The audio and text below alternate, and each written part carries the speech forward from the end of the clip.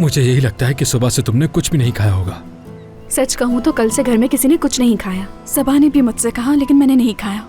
ये अच्छी बात नहीं, तुम्हें खाना होगा और अब मैं तुम्हें मजबूर करूंगा। तुम्हें हर हाल में ये सैंडविच और ये दही खत्म करना होगा।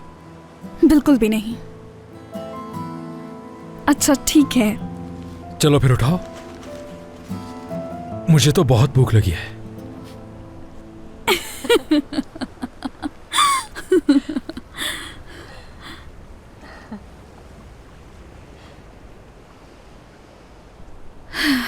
अच्छा किया कि तुमने मिलने की जिद की।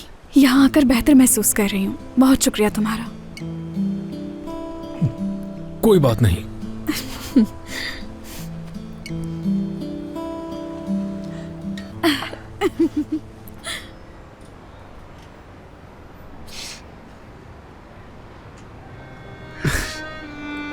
नफरत करता हूं मैं तुमसे, नफरत करता हूं मैं तुमसे नसरीन।